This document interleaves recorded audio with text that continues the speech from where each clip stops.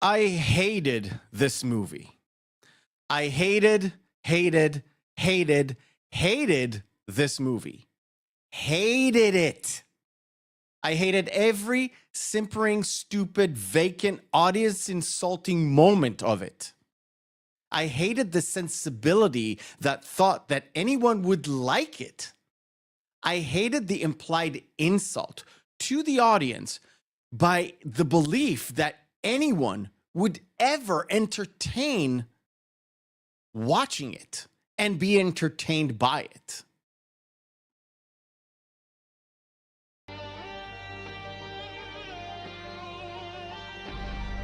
Five, 4, 3.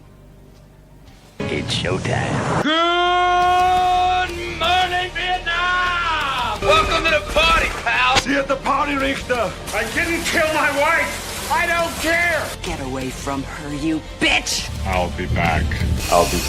You did not gonna say that, did you? What I do have are a very particular set of skills. The dude abides. I'm not bad. I'm just drawn that way. Inconceivable! We do Dallas multipass. This is a tasty burger. Face. Want to hear the most annoying sound in the world? Do or do not. There is no try. Dead or alive, you are coming with me. I'm the bad guy? And Hulk. Smash. I can speak with an English accent. I have a very great friend in Rome called Biggest Dickens. Oh, hi, Mark. I want the truth. You can't handle the truth. You went over my helmet? What would you prefer? Yellow spandex? I know, right? There's no crying in baseball! Hey, where are the white women at? They're digging in the wrong place. I'm gonna make him an offer, Captain. Are you not entertained? Second start of the run. Straight off from one. Yeah. You son of a bitch. 21 gigawatts! Wax on, wax off. Oh, my goodness, I am sporting a tremendous Woody right now.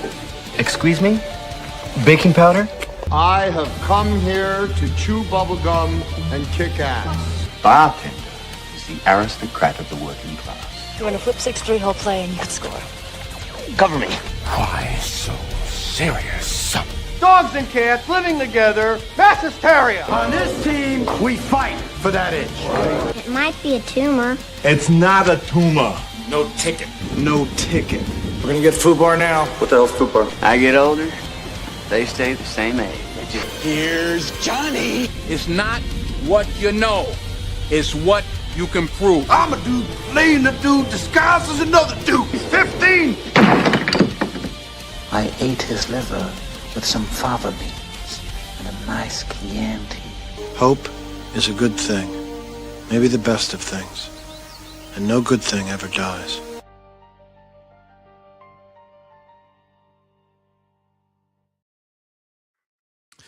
Good evening, and welcome to the Reel McCoy. I'm your host, Meffistoe, and always with me, my hetero life mate, all my feelings. How are you, sir?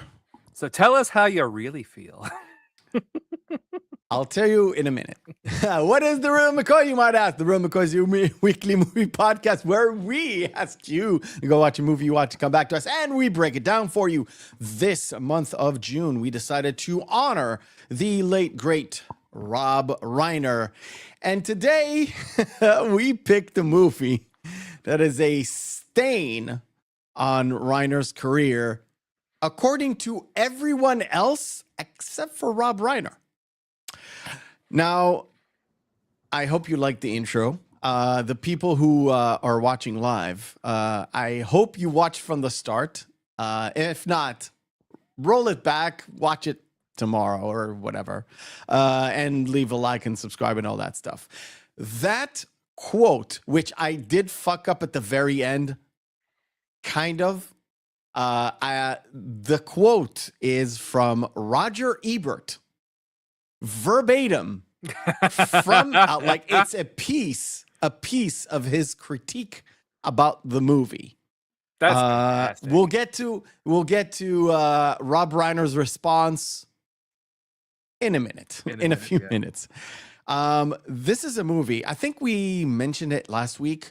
This is a movie we kind of picked because the original pick kind of interfered with some other stuff we kind of planned for 2 months from now, I think, right? Yeah, for August. Yeah, for Jackie Boy. Yeah, for Jackie Boy. So, and I was adamant that we do like Rob Reiner directed movies only. So nothing that he just wrote, nothing that he just produced or any of the kind. Because when he directed, he kind of wrote some stuff anyways. It was me. He was very, very hands-on, yeah. Yes, so I picked this movie, which is called North, that came out in 1994, one of the greatest years in movie history, mind you. Could you say that this is like quintessentially one of the most 90s films that we've reviewed so far? Because honestly, everything there brought me right back to me being 9 or 10 years old. I was just like, I remember everything succinctly about this. Even the arcades that were there were arcades that I played at the time. Oh yeah, the Terminator 2 one. The Terminator 2 one with the Uzi. It was. I love that one. So many tokens were spent on that one. Holy hell! It's the cowboy side scroller that's like Double Dragon or Streets of Rage that was there. Yes. They had NBA Jam where I'm like, that was my jam. And then I actually had it on Genesis, so I think my parents got it for me because I was spending too many quarters on the arcade.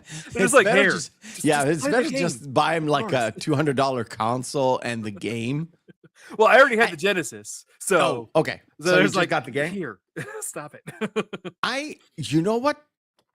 Like looking back at it, do you know where like for many years, I've been like people kept telling me that they sell like the PlayStation at a loss so they can earn money on the games and all that stuff.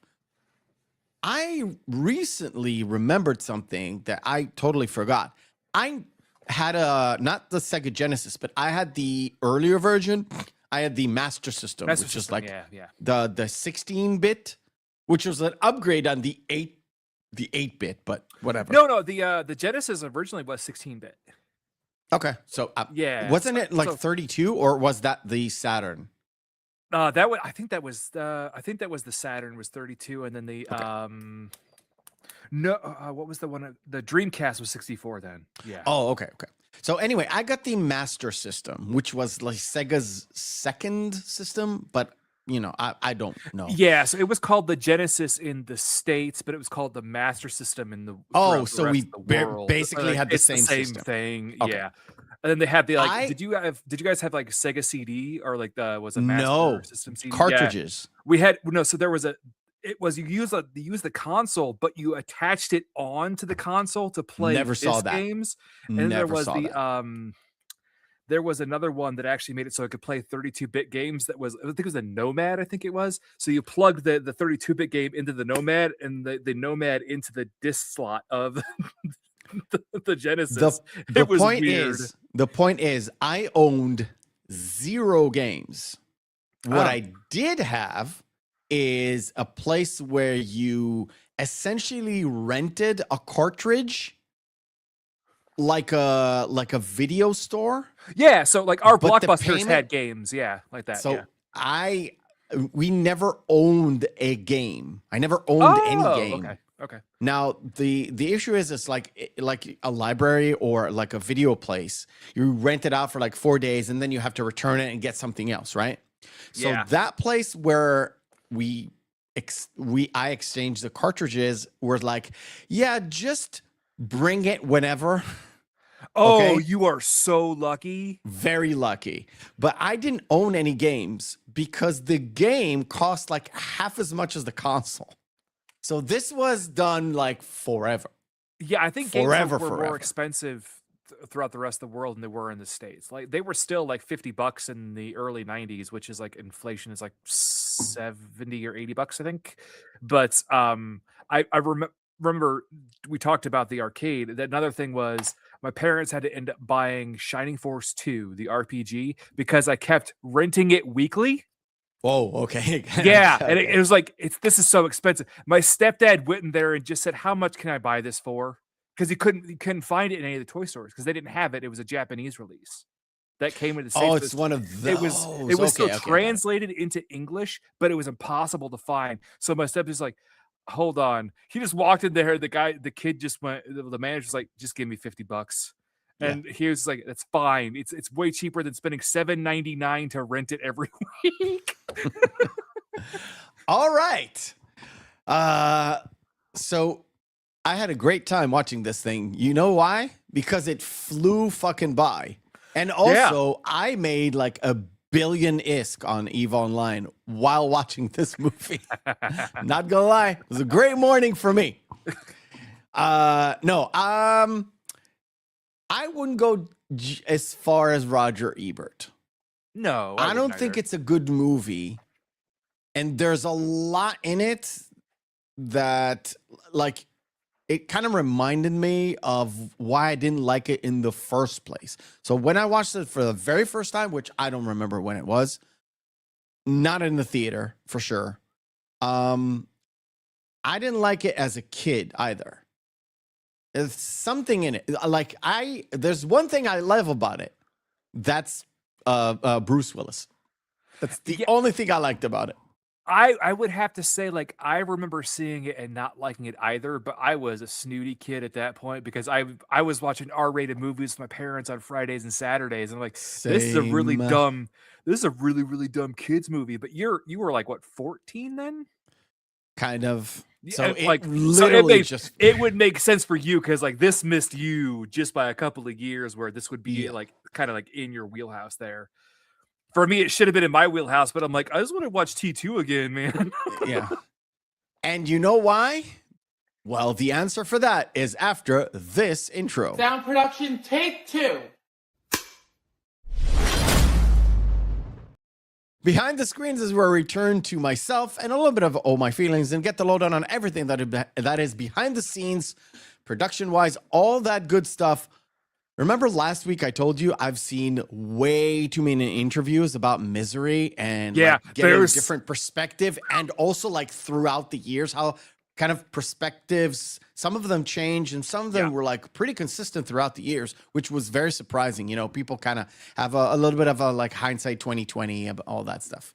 This movie, there's almost butt kiss. Yeah.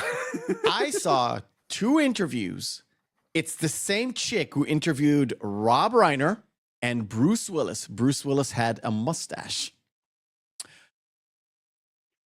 Those interviews getting actual information about the movie is 0. Literally 0. I mean, they talked a little bit about Elijah Wood and how he's like an like a more mature actor and unlike other Hollywood actors. And he really wants to be there, and the parents didn't really push him into acting. That's about it. Yeah. So let us start at what I actually did get. So the script was adapted from a book called, I'll take a lot of air, North, the tale of a 9-year-old boy who became a free agent and traveled the world in search of the perfect parents. Full title. The book was written by a guy who was one of the original SNL guys, like writers, called Mark Zwiebel. I don't know if the Z is silent or not. It's either Weeble or Zwiebel. Don't know. Both. Well, apparently he didn't learn brevity in SNL. Jesus. I had you hold your horses on that one too. It could have just been North, kid free agent. Done. I could be. But that's not the problem with this fucking script. There are a lot of problems. That's at least of them. Both him and Andrew Scheinman, the guy from Castle Rock, a producer, developed the script together for the movie. Now, I hate to say Zwiebel because I think it's Weeble, but whatever. You could like Wessels. It's Wessels. Anyway, Weeble was also tacked with being one of the producers, and he was had a cameo as the baseball coach. So he had a lot of fun on the set. He had a lot of fun on the set. Okay, I was curious who the coach was. All right. Yep. The problems began, like they always do, with the studios. Now, how come, you say? Well, they wanted changes made to the original story, not the original script, but the original story, where the studios pushed for much more of a PG or G or PG-13 type movie from the original story, which was much darker and wasn't really about the kids. It was mostly about the parents and how the parents dealt with everything else. Okay, now I think that I would actually like the story. Most probably. Yeah. Okay. So the story itself has a way darker tone, and the way they kind of subvert the parents, more like you could literally get it and do it like on the sort of like the conspiracy month, or the more closer to 1984 type deals. Well, I did love the Citizen Kane bit with Winchell there. I was like, okay, that's cute. All right. Yeah. A lot more of that, less the other stuff. Now, the budget allotted for this project. Now, normally I don't talk about the budget this early in the kind of production wise, but trust me, there's not a lot. Yeah, this movie was a bomb. Oh yeah. But the budget was $40 million. Not overly big, but it was mostly due to two things. It was to secure appearances of various cast members. If you saw the movie, there are a bunch of recognizable people, like a whole bunch of recognizable people. Just check out the IMDb. Like it's a litany of who's who there, and then especially in the like early 90s.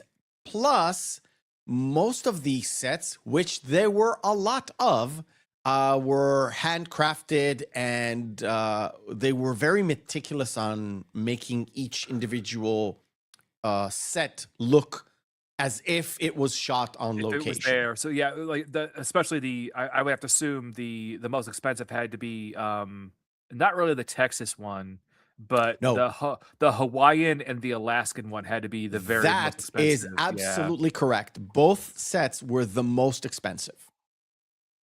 I didn't even write it as a note. I was like, they did an Alaskan suburb because it's supposed to be the kid dreaming, so that's what he only is used to suburbs. So that's like he had them in like igloo suburbs. Literally, the opening door was the garage door opening door. Yeah, and all that good stuff. And no, they did not hurt the stuntmen. No stuntmen actually hit the door. I tried to look for like it. Did they have any takes where the stuntman didn't like hunker down and got hit? No, couldn't find it. If there was, couldn't find it. And also just side note again, as you mentioned last week, rest in peace, Graham Greene. Yes. I don't know if you ever saw the series Resident Alien with Alan Tudyk. It's a newer series, but it's really good, and he's part of the cast in there too. I did not, but I've seen plenty of stuff with Graham Greene. Yeah, Maverick is the one that always pops in my head. Like if you ever see anyone who is supposed to play anyone an indigenous American, Native American, like that's what he is. Like whether it be Inuit or actually like Sioux or any of the random like Chickasaw or any of the other tribes. Yeah. I'm not sure. I think he's Korean. Is he Korean? I don't remember. He's not. I don't think he's Native American, like full Native American. No. He's correct me. He's Oneida. He is he's actually he's Canadian American, Native American. Okay. So like almost Inuit, but not too north. Not north enough to be Inuit. Okay. So if we're talking about the cast, Elijah Wood was cast over another child actor called Ryan Merriman. I checked out his IMDb. He's done, various things, mostly TV stuff. Mm-hmm. I couldn't recognize his face. So, it's one of those people. Like I said, Reiner really loved his audition, and he noted that he's very different from other actors that he cast in the past, especially because he wasn't pushed into acting by parents. He had a strong like a family background that kind of supported whatever he wanted. He had like decently good grades, so he's like an average kid, but he really loves acting.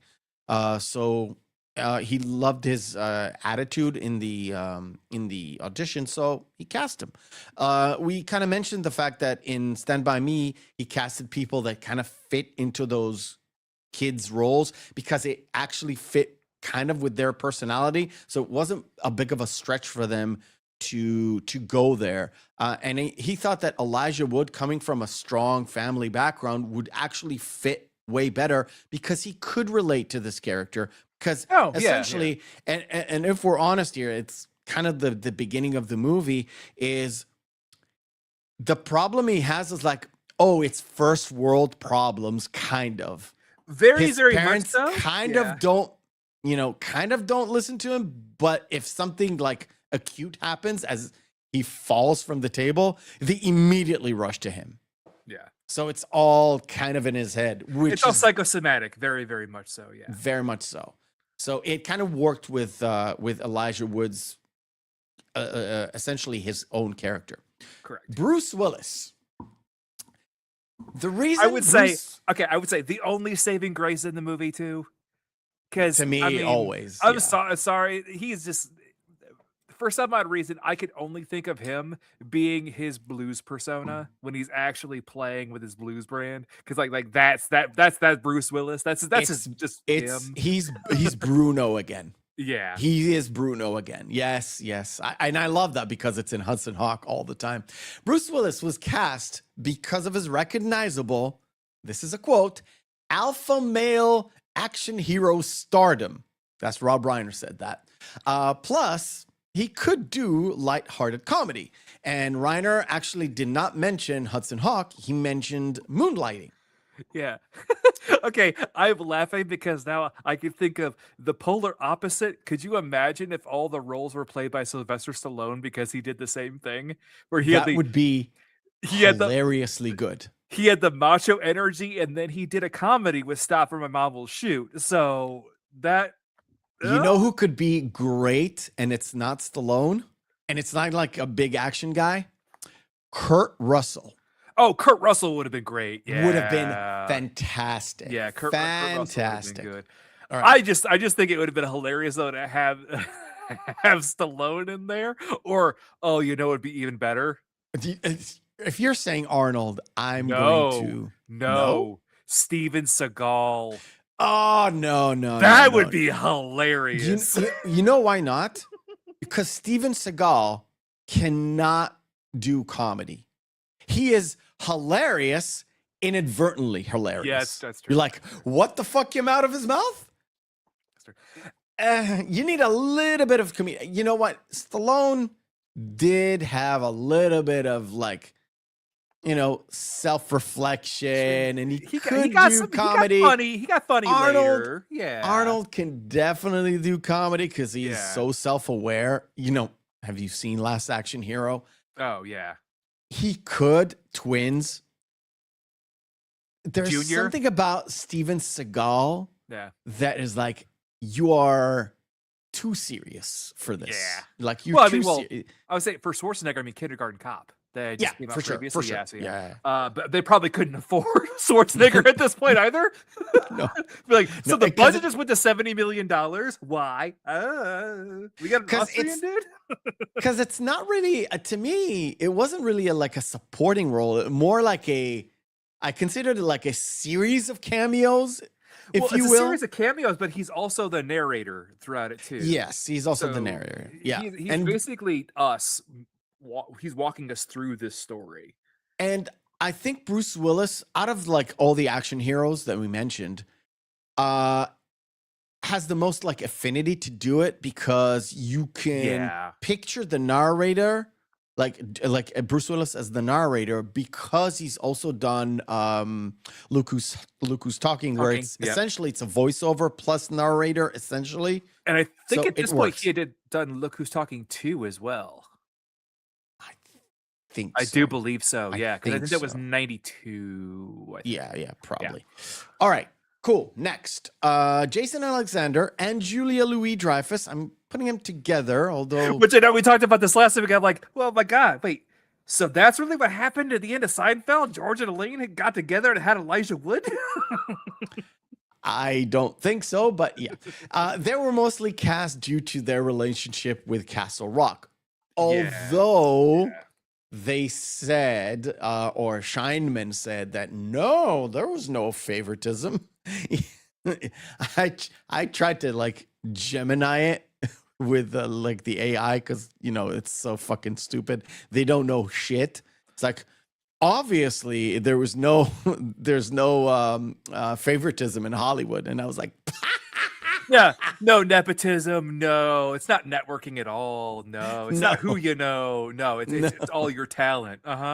So anyway, Seinfeld's production team / company, Castle Rock, got both, Jason and Julia to this role. And their scenes were shot during Seinfeld's shooting break. It was around between July and August of 93.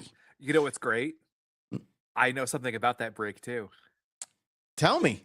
During that time, Jason Alexander was also doing his voice recordings for the first season of Duckman. Whoa, really? Yeah. I think Duckman was way better than this movie. Duckman was awesome. Even yeah. So why am I like raising this thing? Because we did talk about it in A Few Good Men. Jason Alexander had to back off because Seinfeld got picked up for another season, essentially, extra 13 episodes.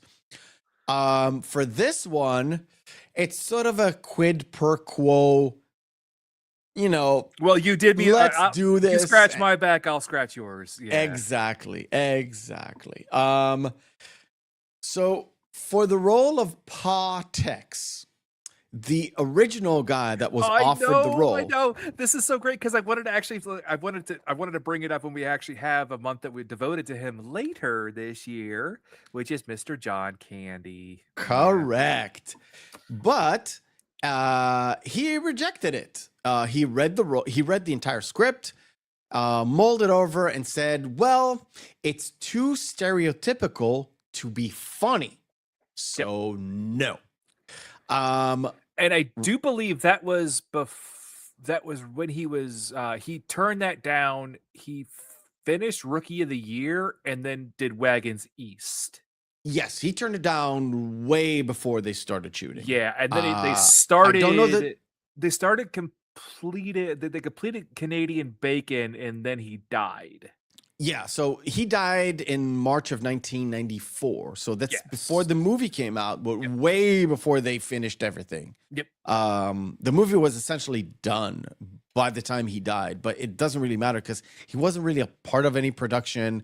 They came to him. It's sort of like, it's the Reiner thing. He just offers it to people regardless of audition or non-audition. The thing is, Reiner he didn't offer though, he considered giving the role to Robin Williams, which I think would have been way better than whatever Dan Aykroyd did with that role. Well, because didn't Dan Aykroyd get 2 Razzie Awards that year? I have no idea. Yeah, he did for what was it? 1 second, I've got it. Exit to Eden. Yeah. I've not even heard about that movie. It's so bad. If you would have said, well, My Girl, or I don't know, Spies Like Us. If you look at the cover of it, you kind of get what it's going about. It has Rosie O'Donnell and Dan Aykroyd in BDSM costumes with Fran Drescher in the middle. I've seen that movie. Yeah. I've seen that movie. So I didn't know the English title for it. I don't even know the Hebrew title for it either. But it's all about the chasing diamond thieves. Yeah. Yes. Yeah. I've seen that movie on a video cassette way back in the day. It's fucking stupid. I don't even remember what it was, but I remember that fucking poster. Okay. So, although there is a tiny, teeny, minor bit part in it, Scarlett Johansson had her debut film. That's what I thought. I thought that was her first movie. Yeah. I think you mentioned it last week, and I was like, really? Scarlett Johansson in so. it? Yeah. I recognize her Nelson's immediately. Youngest daughter, yeah. Yes, she is the youngest daughter of the Nelsons, which are the last family, the faithful John Ritter family. If you look at them at the beginning, it's very Leave It to Beaver, which is funny. Which is so funny because they did the Andy Griffith whistle with the Alaskans. So it's like, yes, and that whole tonality of the movie, that's where the studio was aiming for. And essentially, Rob Reiner just went with it. He was like, "Okay, I could do like subversive dark comedy, but it wouldn't look like a subversive dark comedy," and it failed. Okay, and why did it fail? Because much later on, it was revealed that everyone on the production team and the cast and the crew were convinced that they were working on a masterpiece, which, of course, blinded them from the obvious offensive stereotypes, even in 1993 when they were shooting this thing. But, of course, hindsight is 2020. This is what, like, movie historians researched and other people that they talked to, Criterion people. We're like, oh, what the fuck happened with this movie? Oh, I thought we were making an excellent movie. Fantastic. So good. So they were essentially captured by their own hubris, right? For like, oh, this is amazing. Blah, blah, blah, blah. Nobody stopped to think, maybe not. Okay. A few more. One more thing. Most of the movie was shot on various sound stages in California. Like I said, they built sets and everything. However, there were a few days of location shoots in Hawaii. They shot a little bit. They also got B-rolls in Alaska, South Dakota, and in New Jersey. That's where the baseball field is located. Because apparently there's no baseball fields in California that they could use, but it is what it is. That's weird. Okay. I have no idea. Anyway, maybe it was too hot. I don't know. There's like I said, there's a few movies that we cover that is really, really hard. It's like I mentioned that, scraping the bottom of the barrel just to get a little bit more information. Now, there was a cameo that was sort of an inside joke. The cameo of Kelly McGillis and Alexander Godunov, which were they kind of reprised their characters from the movie The Witness from 1985. Those are the Amish family, if you don't know, if you haven't seen the movie. Yeah. Okay. So, according to Reiner and Weeble, it was a part of a meta parody joke that they planned, and it was intended for the adult audience that are coming with their kids to watch this movie. And apparently it flew above everybody's head. Like nobody understood why this thing was happening. And sadly, this was Alexander Godunov's last film appearance before his death in 1995. Oh. If you didn't realize, it's what's his name? It's the guy in Die Hard that refuses to die. Yeah, he dies really hard. He's the real big bad in that movie. Yes. He is. I would put that in always the action films. There's the big baddie, but there's always the badass henchman in the movie. Yes, he is the badass henchman in that movie. Exactly. I just totally blanked on his name, and it's so funny because we watched Die Hard a month ago, like the full thing with the kids. Oh, again. I was gonna say I was again. If that was the last time you watched it, when we reviewed it, dude, that was 4 years ago. You're good. No. Well, I watched it with the kids again. They've already seen it with me. I watch it again because it just came on and it was so good. You know what's crazy? They showed Die Hard and Die Hard with a Vengeance. Totally skipped over Die Hard 2. Yeah, because Die Hard 2 is terrible. It's not terrible. It's just not as good. Yes, Sander, yes. Yeah. We don't talk about that. Poor Sander. No AC in Germany is on fucking fire. Hey, welcome to what an American summer's like. Europe is on fucking fire. You know what the problem is? And somebody, I was watching a Swiss streamer, and they're like, "Oh, it's 35 outside." It's like, we have 35 here, but we have ACs. So it's like, like an American watcher said, "Look, welcome to American summer." He said the same goddamn thing. Yep. And the Swiss guy said, "Well, your houses are made of wood, and it's supposed to get the air out or the heat out. We're living in Europe where we're supposed to keep the heat in." Yeah. That's a bad idea. Well, it's a bad idea when it's hot outside. But you know what? It'll pass. It'll pass. That reminds me of the first time when I went to when we went to PreachCon, right? That not the first time we went to PreachCon. The 2019 that we went to PreachCon. Oh yeah, that's something. Up until 2 days ago, that was the hottest recorded temperature in England. To me though, like everyone's like, "Oh my god, this is terrible. It's miserable." I'm like, this is July. Yeah, I'm used to, for me, I came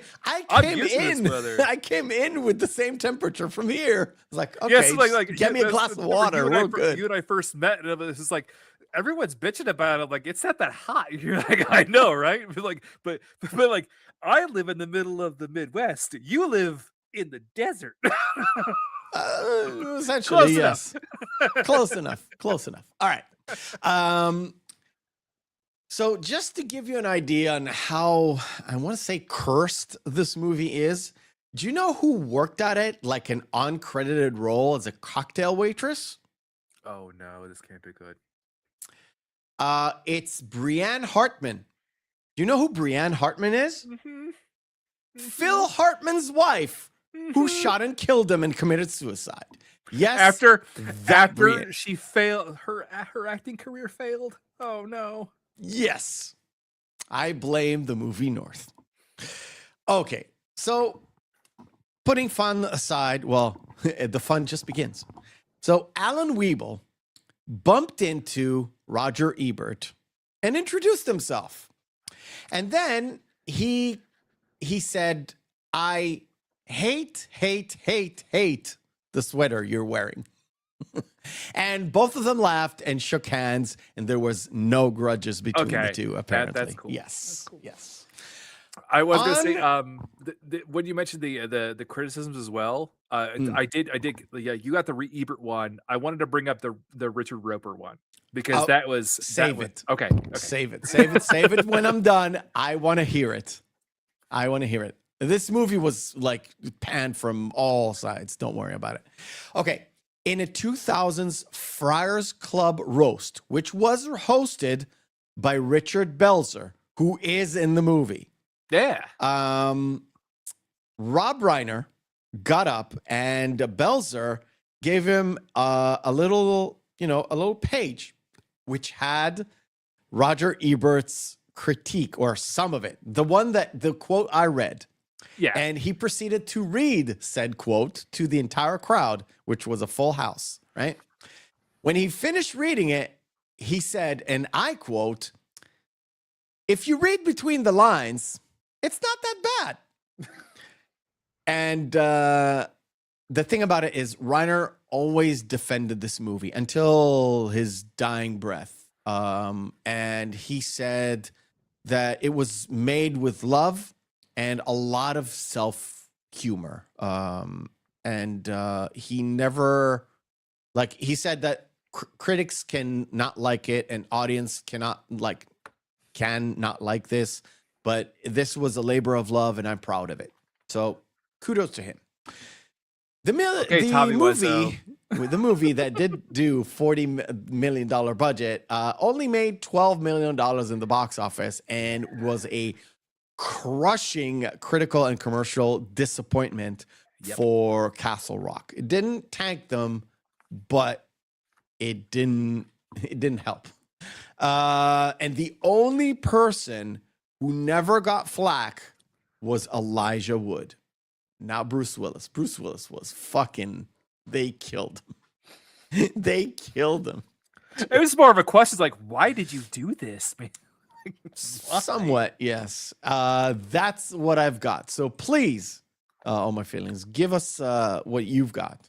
Okay, so yeah, famed critic Richard Roper, he wrote this list originally in 2000, and then he wrote another one in 2010, and it's still listed as one of the first 40 worst movies he's ever seen. Wow. And the stinging line in it is, of all of the films on this list, North may be the most difficult to watch from start to finish. I disagree. I disagree wholeheartedly, oddly. but like, that's like, wow, there are some really terrible. I mean, like, you have to remember, Super Mario Brothers is on this list, Showgirls is on this list, Highlander 2, Troll 2 is on this, Things is on this. Okay. I mean, there are a lot of movies that are way worse than North, and he's saying, like, no, this one I can almost not get through. We'll get to. I disagree. Like, the watch was pretty smooth. The movie sucks.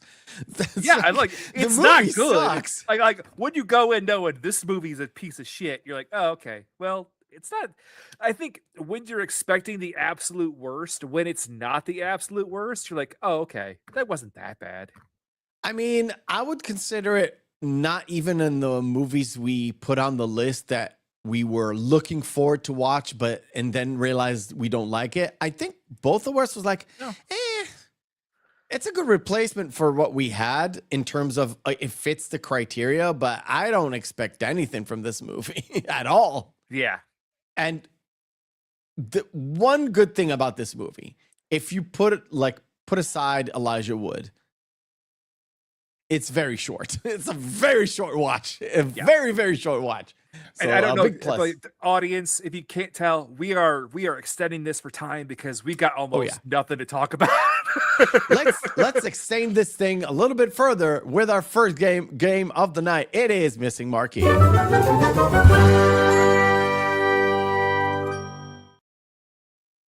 Sharpen your minds, folks, because Missing Marquee is where we take 10 posters of movies, have their text written off, we display them, and all my feelings will have to explain why he's interrupting me. I'm not.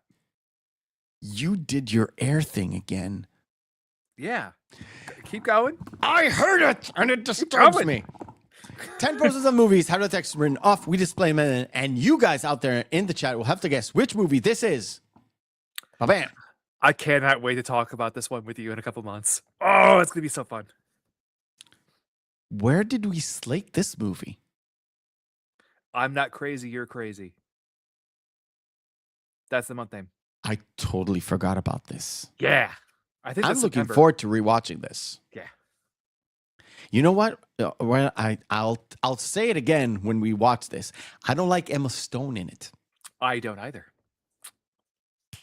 See, that's why we're good friends. Sanders got it. Birdman.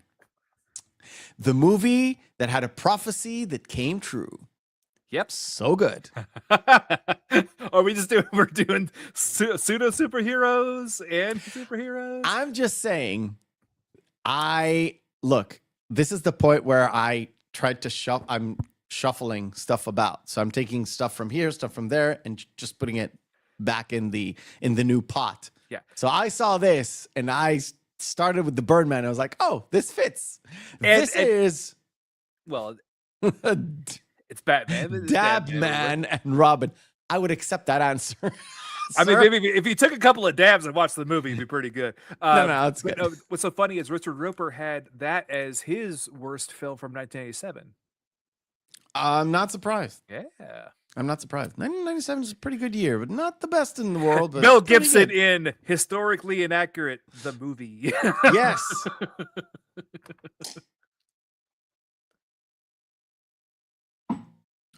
This is Braveheart is correct. Watched that movie so many times growing up. Yeah, same. Freedom. And to think it was all about the American Revolution. So you might as well just do The Patriot. Oh, yeah, you did that. Also, historically, a little bit inaccurate. Yeah, that was really, really inaccurate, too. We were like, well, Braveheart you can kind of get away with, except for in Scotland. Yeah. Dances with Wolves. Also known as Boring Central. Sorry. The one movie? of Kevin Costner's like multi-hour epics where you're like, oh my God, why isn't this movie over yet? Like the only time I hated Mary McDowell. Yeah. The only time. Caledon Guy, that's a good one. I like this movie a lot. This movie's so fun. I like this movie a lot. It was a lot of fun. Mega flop. It was panned to oblivion. But how can you ban caca, caca, caca, tuki, tuki, tuki? How can you ban that? How can you not love it?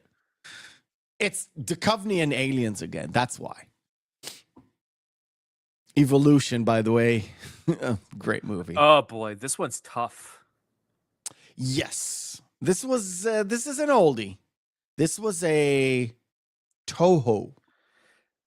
Well, one of many, many Godzilla Toho movies. I'm trying to think of what the name of the monster is. Is it? Which one? Which one? I'm going to see if anybody else has anything to throw in before I... The submarine does not give it away. Yeah. Yes, this is Godzilla versus Gojira. Ghidorah. Ghidorah. Or Ghidorah. Or whatever. Ghidorah. Hey! Funny we should mention both of these guys, you know. We're going to get Fubar now. It's as if, yeah. Man, that's so much. I love this movie. Even the fucking ending. This movie, this was a fun watch. It's the last movie of the 80s. Last movie of the 80s. Tango and Cash, correct. Technically not the last one. I think it came out the same week as like something else with Tom Cruise. But yeah. Another movie we covered. Far too easy. Everyone should know this. Yes, I think so. I wasn't here for this one, which I'm... No, you were not. And sadly, this was The Fly. Of course, The Fly. Now you have to... Now, audience, full title required for this. There is one title, and it's not what you think. Specifically, there's one title. One title. I may have it wrong then. You may have it wrong because you're thinking about the second one, not the first one. Okay. This is, and Sandra is correct, this is the X-Files movie. Okay. Not I'm thinking X-Files I Want to Believe. I Want to Believe. Okay. The other one was I Want to Believe. This one is the X-Files movie. Correct. Last one. Now, I'll punch again, it in. I'll punch it in because you have to look at the people and be specific. Yes. Be very specific.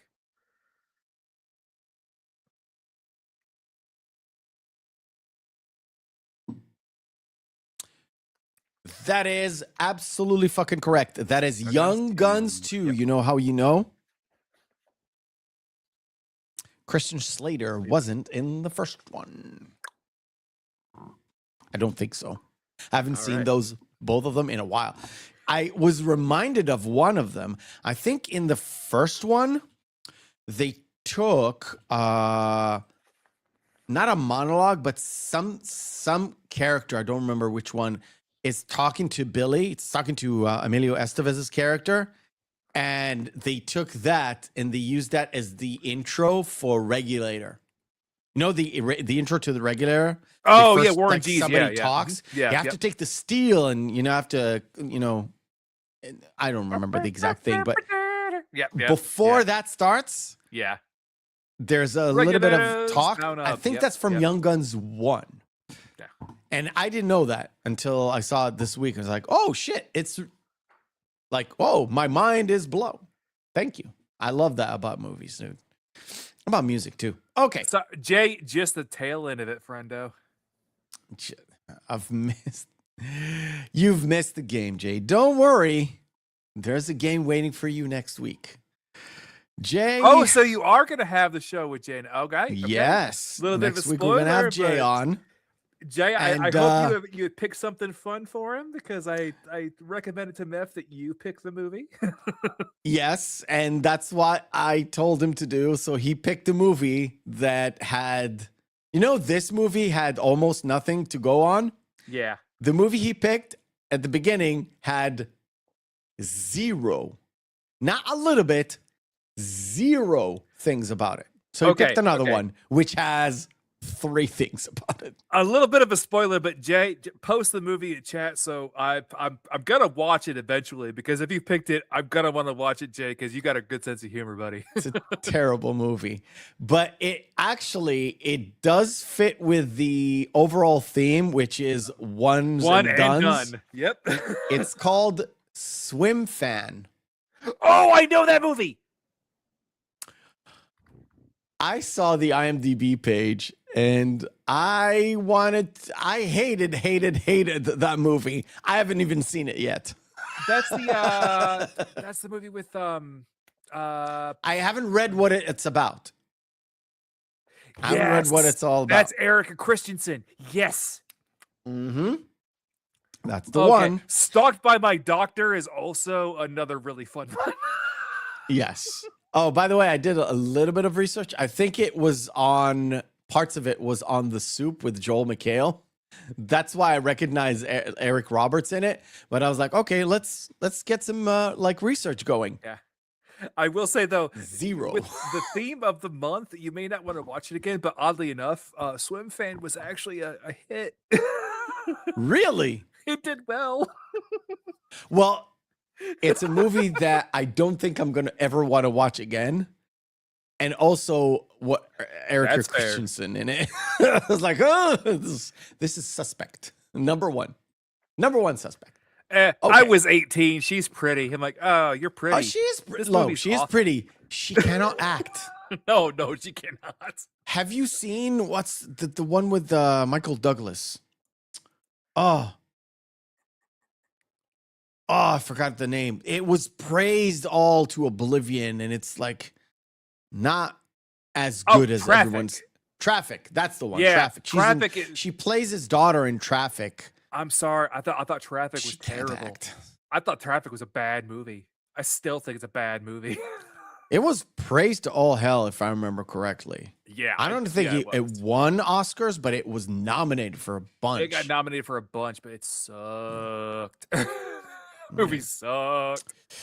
All right. While I bring up the movie where I'll tell you what, I had to go through hoops to get it. I had to go through major hoops to get it. Oddly, I got when I watched lucky. it. When I watched it like was it Tuesday, Wednesday? Mm-hmm. I didn't watch it from a copy at all. I watched it from a free streaming service. Oh, really? And it was it's so bad I could get it here for free. You realize that how bad it could be if you can get it free here. The movie is eight. Well, if you were in the States, like you're able to watch it if you had an Amazon account, like it was just up on Amazon Prime. So it's like, oh, okay, well, I'm not surprised. That's easy. I'm really not surprised. But I did love that just going over the first 5 minutes of the film really quick is the toys and all in his room. And okay. I just love the setup, and it foreshadowed his entire adventure across the world in his mind, because like you could see how he would have how his dream would be that vivid about those locations, given the fact of all the toys in his room. They were all reflections of the toys. So like, oh, okay, that's a cool idea. Yeah. It's you can see the inspirations and why he gone to specific locations. Yeah. Did we say it backstage? I don't remember, but I'll repeat. We see this intro. The movie is 87 minutes long. Yep. This intro is 3 minutes. About 3 minutes, including opening, Castle Rock Entertainment and all the usual opening stingers, and then there's about 5 minutes cut off at the end for credits. So technically, the movie is under 80 minutes. Technically, this room is never visited all throughout this movie ever again. So there is literally no point in seeing this movie, seeing this room, ever. Only as references to the places he's going to be. But by the time you get to those places, you totally forgot that this room was even there. You don't need the foreshadowing in this at all. This is not like a 3-hour epic. This movie is over in a blink. Yeah. Now, the whole intro of this movie is so weird. Jason Alexander is not playing North's dad. He's playing George. He is George Costanza. He's literally playing George Costanza. Now, the funny bit is Julia Louis-Dreyfus does not play Elaine. No. She kind of, if you think about it, plays George's mom, but young. They have the same argument across each other with no, there's no correlation. There's no correlation between the two. They're just complaining as if it's George's dad and his mom complaining, but when they were younger. That's okay. It was I could see so that. fucking freaky. And I was like, I totally forgot this part was in the movie. I remembered them arguing and ignoring him. Yeah. That's what I remembered. I totally forgot it was like a scene from Seinfeld that had nothing to do with the fucking fact. But it served a purpose. The only purpose it served is to ignore North, which already is like set up to be this model, not even model kid. He's like the kid every other parent's wishes they had. If I was a rich man, da-da-da-da-da. I'm sure you had to love that, my friend. No, I don't like that play, and I don't like fucking musicals. But yeah, whatever. You want to aspire me to do to look at this Jewish centered musical, and it's like, oh, that encapsulates you. Fuck no. Fuck no. So North is so distraught that his parents don't courtesy to every single whim that he has. So he starts to act up. And by saying act up is he's not failing his grades. He's just below his normal average. Like he's so distraught by the fact that they seemingly are not praising him 24/7 that I get it, it's psychosomatic the way he's failing, where I'm like, buddy, I'm sorry. Again, we talked about this. This is like number one, first of all, super first world white people problems. I didn't say white people. I said it's first world problems. It's literally you have everything.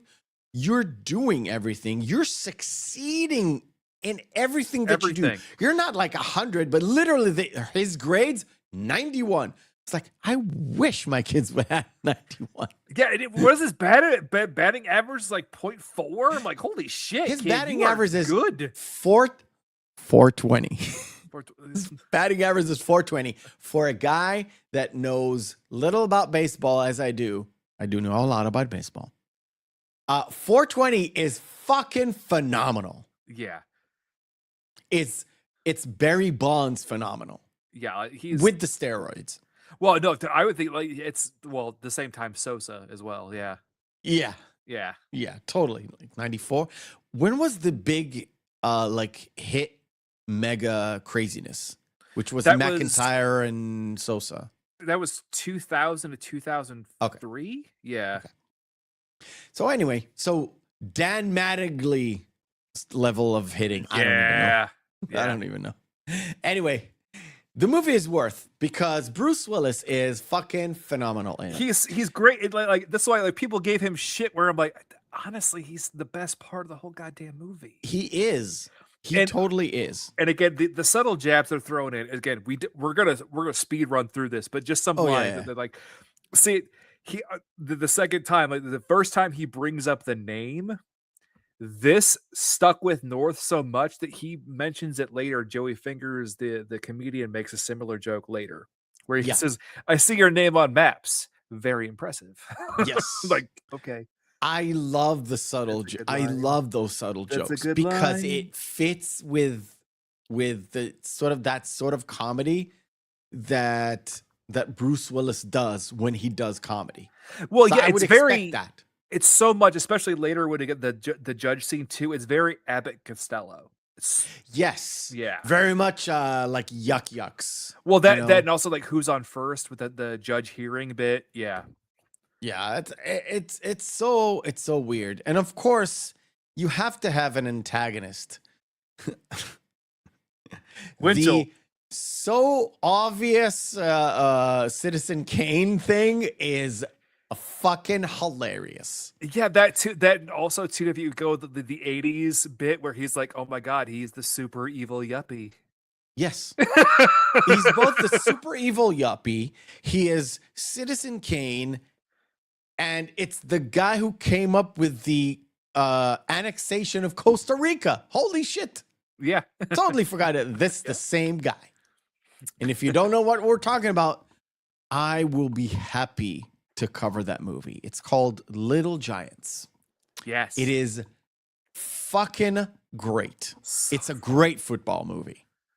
We almost had it in the football. We almost had it. Because I love that movie. But the only reason why we didn't, because we just had covered The Sandlot. I'm like, yeah, it's that same variety of movie. Yeah. I know exactly. So it's all about Winchell getting North to and John Lovitz. Remember a time when John Lovitz was a thing? Yes. And also the fact that he's literally a lawyer chasing an ambulance where I'm like, you can't. Oh, that's so perfect. The first part in his dream, because this is a kid. This is all in his mind. So that's how he views lawyers as ambulance chasers because he's heard somebody call them that. So he's literally chasing one. I'm like, it's perfect. Oh, it's great. And it's another case of John Lovitz playing John Lovitz in a part made for John Lovitz. Because I think it was it after this that he did The Critic, which I think was a very underrated series. I like that show. I haven't seen The Critic. I recommend it's only 2 seasons. He's literally a Siskel and Ebert guy who reviews movies. Like it's how quaint, how weird. It's a really, really fun series. It's so weird because he literally plays kind of the same role in Loaded Weapon Part 1. Oh yeah, in Loaded Weapon, he's supposed to play like Leo Getz, but he plays John Lovitz as Leo Getz. Yet all the mannerisms of John Lovitz are like totally are the same in both movies, and that's just one example. Which a I movie love that as well came out too. right around that same era. Because I do believe this was the same season where they had John Lovitz in Seinfeld, where he played the guy who or was it the season afterward where he faked cancer to get a hairpiece to get money from people to get a hairpiece? I think so. He was also in Friends playing the same role as like a food critic. Yep. So fucking stupid. That was a couple of years later, but he would no. He was a restaurant owner that Monica was trying to impress, but he came in and he was high off cocaine. And he tasted the food and thought it was delicious. So North gets a divorce from his parents, so he gets emancipated, essentially. They didn't say emancipated, which was weird, but there's a caveat. He may take the summer to look for new parents, and by the end of the summer, essentially Labor Day, it's September the 1st, he's supposed to be in the arms of his new parents, signifying that these are the parents he chose. Or he goes to an orphanage where it's like, well, could you just have your parents readopt you then? Or the parents that you didn't choose, have one of them adopt you?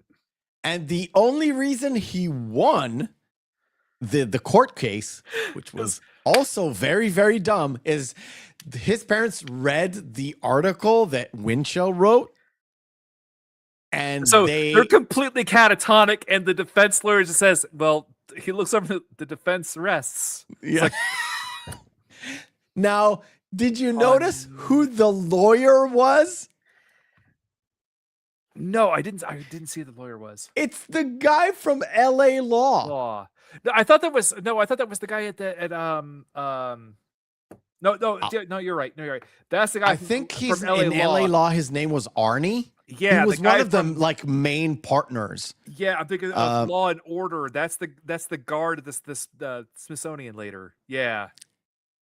No, not the Smithsonian. No, he's the guard at the Q taker at the Alaskan bit, where they're like, "Come on, move it along." He was in Law and Order. And getting the exact moment of to see the guy. Oh, there we go. I think his name is Arnie from like. Yes, you're right. If you grew up at a certain area, he wasn't from LA Law. He was Dharma's father from Dharma and Greg. Yeah, right. He's the hippie dad from Dharma and Greg. But essentially, like, he did a whole bunch of bit parts later where he played like hippie-esque stuff too. Yeah, he did plenty of stuff. So the search begins, and it starts with Ma and Pa Tex. Oh, Jesus. How much money did they pay Reba McEntire to be in this movie? I don't know. She also sang a song. It was quite predictable. Yeah, which is so funny because that was to the tune of Bonanza, so they had to pay the people that wrote Bonanza to get the music rights in order to make that parody song. Yeah, and again, the best part about it is the fact that Bruce Willis is there, shooting up a storm, and he's like, "I don't know you," and this is like the first time he kind of realizes, wait a minute, how is this guy here? And I think his name is Gabby in this one. Yeah, this one is Gabby, and then he meets him in Hawaii, and he says Gabby. It's like, who's Gabby? Because in that one, he doesn't actually have a name. He's just a beach bum with a metal detector. Yeah, and But so they have the whole bit, and the whole bit about this one is the fact that in his mind, he's a kid that thinks that parents have certain expectations that he can't fulfill. Essentially, that's kind of what this is. Because I'm trying to go through like critically under the purview of the mind of a child, because this is all in his head. So he's thinking that they have this presumed now dead child, but it'd be the same thing of like if someone wanted him to fill particular shoes that he couldn't fill. That's kind of this whole bit. And it's so subtle because I got it, what they were trying to get to, because they kept talking about, you're eating, everything is big in Texas, right? It comes from everything is bigger in Texas, right? So the food is bigger, the people are bigger, all that good stuff. Because he said, like, you're already the best, but you're not the biggest yet. Yes. So it's like, they mentioned the fact that the other child who died was the biggest. So it's a big shoes to fill, essentially. Yeah. Right? So I think they were going there, but it was a little bit too on the nose, and well, it was really also stupid. like being behind it's being in someone's shadow, which he even mentions. He's like, and that's a big shadow to fill, because even Gabby says like, yeah, he was a big boy. And then we have Winchell with his Viva El Norte, which you have to think, because you have to remember this is all in his head. So wow, North really does not like this kid at all. No, he's at all. In fact, the only curse word throughout the entire movie when he calls him an asshole at the end of the movie. Yeah. I was actually surprised because it felt like, this can go darker, but they didn't go super dark. There's that moment where he shoots him and there's blood on the hat, but you already know it's borscht before it gets, it gives it to Winchell. Yeah, see, I missed that side scene there. I didn't know it was borscht until they went to the actual scene with Winchell with the hat. I thought it was like cherry syrup from an Italian ice, like a snow cone or something. So because it's the same principle. Where like obviously it's not blood. Yes, obviously it's not blood because the guy, the shooter, is a little bit incompetent. Yeah. Plus, that actor has been in like lots of parts. Oddly enough, his name is Robert Costanzo. How quaint! No, the fact that they made him run, poor guy. They made him run. I hope it was like the stunt guy, but it looked like him running. I would think I was so. like, oh yeah, and also all the quote unquote. You're not seeing me do air quotes. The stunts with North, like see Elijah, not Elijah. yes. Now, then Hawaii comes in. I don't know what it is. To me, both those guys look more Japanese than Polynesian. But I realize there is a little bit of crossover. To be fair, there is a massive amount of Japanese people that live in Japan. I know. Yeah, I know. But I was gonna say the best part about that, because we can get to the aloha joke. Does that mean good? Yeah. Hello and goodbye. Doesn't get confusing. Only when you're firing someone. Like it's funny. Then there is a line there where he says the mayor says, by far the cruelest joke in the entire movie, where he looks at him just like, well, the reason why we want you is we live in Hawaii. Our land is fertile. There's only one barren spot, and it's my wife. You're like, what? That I think is a relic from the darker version. Yeah, it had to because be. it was supposed to be a joke, but it wasn't. It's like a really dark joke. If you really think about it, some of the more darker jokes, you get it as an adult, but you may laugh at it as a kid if you know what he's talking about. It's a really fucked up joke. Well, that too, the side eye she gives up right off the bat. You're like, whoa! Immediately, it's like, what the fuck did you just say to me? A line guy. But I think North had seen some adult material before before his dream. Now, the one thing that it made me laugh so fucking much is Gilad. Yes, I was gonna say too. Oh my god, this was a blast from the past. Oh yeah, well, that too, and how it's perfectly set up because of like how it would be. But also I love the joke that was only relevant at the time. Was where they said hands across America. They didn't even call us to say they weren't coming. I'm like, well. Nobody remembers Hands Across America. Yeah, not even Americans. Wow. That's why I said, is this the most 90s movie ever? Yeah, it's starting to get there. It's very, very close. It's very, very close. That. Then you have the exercise on the beach scene, the aerobics. And you're like, yep, this is 90s. Yes. That was 90s. Like, I totally blanked out on that bit of stuff. And it's like, I heard the voice and then I saw the thing and I was like, oh, it's exercise with Gilad. Yeah. The other really successful Israeli in fucking California. Jesus, wow, that was it's a relic from the 80s where aerobics was king. Jane Fonda, that guy. There's a bunch of other stuff that came out. They first came out like in video cassettes, and then it went on TV. Which I love so much that The Substance actually kind of mocked completely all of the jazzercise stuff and everything that that Fonda was really known for way back in the day. Yeah. Yep. Now, then when we hit Alaska, just before, we had a really funny, nothing to do with the movie, airplane jokes. Now, I don't mean the actual plane. I mean from the movie Airplane. Yeah. They kind of did a semi-homage to the Zucker brothers, but not really, but really. A little bit, yeah. Right? Where they landed the plane and skidded all the way from whatever to Anchorage. How long was it? Like the skid was going to take like hours or something. Like it was something like that. Something like that. But you got the joke where like, well, they're landing on ice, but that's a kid's interpretation of it. Exactly. Because he has no idea. Exactly. He has no idea how planes actually land. And I love the fact that like how it did cut to later, how it gets into the point where it obviously the clear also airplane joke right after this. Well, we'll get but the Citizen Kane, but I see it in the bottom.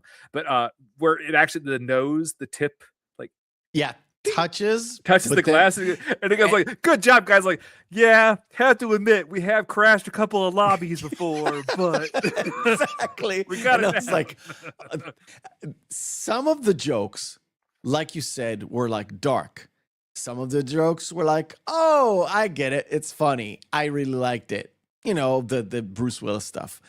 That joke, I was like, guys, this is way too on the nose, trying to cater the parents coming in with their children to the fucking movies. The children never seen fucking Airplane. Yeah. A 10-year-old would most likely not seen fucking Airplane. Maybe he did, maybe he didn't. I don't know. Surely you can't be serious. Yes, I'm serious. Don't call me Shirley, God damn it. So this is like obviously he must have like seen a poster of this before and not seen the film. I would think. I think he did. I think it's a full-on homage to Citizen Kane. Well, without being too overt, plus a little bit of 1984. Yeah, but plus also the 1980. Well, also the 1984 Apple commercial too. Kind of, it kind of fits. The imagery kind of fits with all that stuff. But what I was gonna say is, what doesn't actually fit is the fact that North has it in his mind or in his fantasy. It just, sometimes it's a bit too real and it doesn't quite fit with the story you're trying to tell with North. Yeah. So there are parallel stories. It goes to show how Windchill comes from like, so there's that moment where it's like a 1984 thing and it flows into this conversation where he kind of tells Arthur Bell or Arthur Belt, by the way, do you know his name is Arthur Belt? You know what the judge's name is? Buckle. Yeah. So it's Belt, the lawyer's Belt, and the judge's Buckle. Buckle, because I'm not even joking. No, because his dad's a paint inspector. Oh, yeah. Do you understand how weird the writing is for this? Yeah. Because they put in these jokes that it doesn't land because you sometimes don't even make the connection for the audience. There's no correlation, yeah. And you're not there. And yes, this is all in fucking North's mind. So something has to fit within a child's view of things. In a way, too, like if you're not paying attention, you would skip it. But they don't even like mention that even in passing. They only bring up Arthur Belt's last name once, and also on the sign outside of his law firm when he's getting all the calls from the kids. It's like exactly the same thing. But what I'm thinking, like, would have been actually made that joke work is if if as the judge would have brought it to him, it was like, Mr. Belt or Counselor Belt, like take control of like I don't know if he made an objection, be like overruled Mr. Belt, and he like, but Judge Buckle, so like people could at least try to make the connection. So Alan Arkin, who plays the judge, right? Yeah, which I thought was really weird. The mention of his name is when he is ushered into the court. Yeah, the one time. That's how obscure that whole belt buckle is. You do see his the only thing is Barely. you see his name, his placard. That's barely. Yeah. Barely. So North goes out to the third family in Alaska where they play Andy Griffith. I mean, they whistle it. They whistle it. But the mom wearing I'm not gonna say blackface, I would say red face. Is fucking Kathy Bates. Kathy Bates from Misery. Like, the thing about it is she worked with Castle Rock a lot. I know. They did the other movie, the other Stephen King movie. We mentioned it last week. Forgot the name now. Gee, this is the stuff it wasn't I needed Rose to Madder. write. It was Dolores Claiborne. That's the one. Yeah. So she had a working relationship with Rob Reiner and with Castle Rock. So doing this essentially a cameo, not a big deal. She got paid anyways. And both Graham Greene and her don't really exaggerate them being Inuit. So it's not a Mickey Rooney thing. They don't go that far. No, but in a way, it fits so much because these are supposed to be stereotypes because it's supposed to be in the kid's head, and that's all he knows of them. Yeah, but they do kind of commercialize something that is essentially a myth about putting the old people on icebergs and sending them off to sea. Yeah. It's a myth, but it's sort of one of those myths that became a stereotype, and that's what we know about Eskimos or Inuits or native, to Alaska or the Great White North. Yes. And it's Richard Belzer doing like, come on, Belzer, let's go. That's who it was. Yeah. The old, it seems seems a lot more New Yorkish, right? Yeah. Of a thing to do. Come on, move it. It's like, well, that also how many people are there in Alaska? Yeah. That there's a line. Now, essentially, there are classes here also, because one of the guys went on, and you can see it in this picture. Because he had a recliner and a TV and a little lamp and stand, and they sent him off on a stool. And I love send him off on a stool. It's also a pagoda, but he's going, if they have a change of policy in the next couple of weeks, let me know. I'm like, that's a funny bit in the whole thing on.